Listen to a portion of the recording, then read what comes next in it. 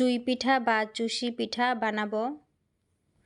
নিয়ে নিলাম হাঁড়িতে অল্প পরিমাণ পানি, দিয়ে দিব স্বাদের জন্য লবণ। লবণটা গলে গিয়েছে, এখন দিয়ে দিলাম চাউলের গুঁড়ো। ভালো করে নেড়ে চেড়ে মিশিয়ে নেব। 3 থেকে 4 মিনিট ঢেকে রেস্টে রেখে দেব।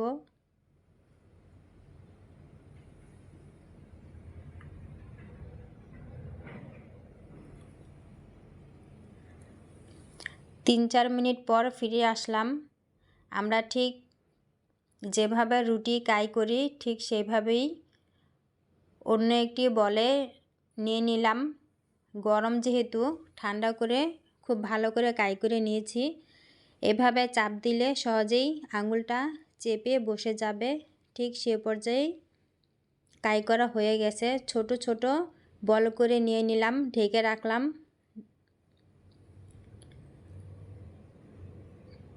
ছোট ছোট গোল করে রেখেছিলাম, সেখান থেকে একটি করে নিয়ে চুই পিঠা বা চুষি পিঠা বানিয়ে নেব।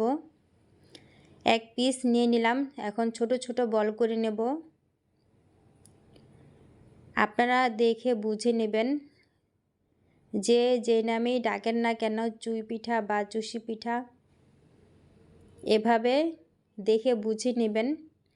এই তো চুই পিঠা আমরা খুব ভালো করে বানিয়ে নিচ্ছি। এভাবে আপনারাও দেখে বানিয়ে নেবেন।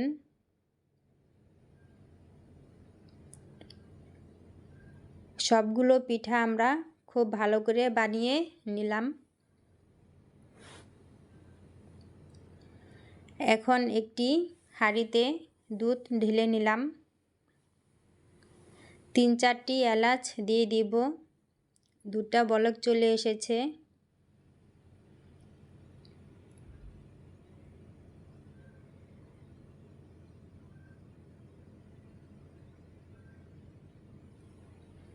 স্বাদের জন্য লবণ দিয়ে দিলাম।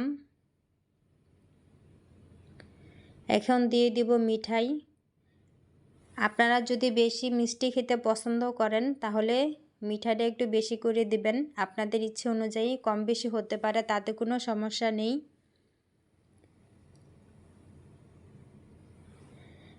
মিঠাইগুলো দেওয়ার পর ভালো করে নেড়ে চেড়ে নেব।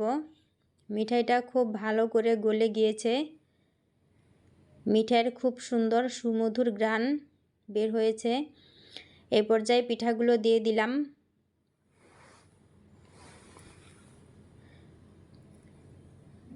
পিঠাগুলো প্রায় 10 থেকে 15 মিনিট আমি জাল করে নিয়েছি। এই পর্যায়ে খুব ভালো করে সিদ্ধ হয়ে গিয়েছে।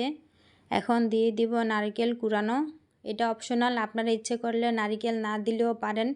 আমরা যেহেতু একটু নারকেলটা খেতে পছন্দ করি তাই দিয়ে দিলাম।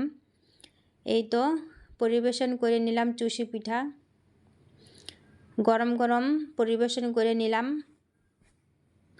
কে কোথা থেকে দেখতেছেন জানাবেন এবং এই রেসিপিটি কেমন হয়েছে কমেন্টের মাধ্যমে জানাবেন।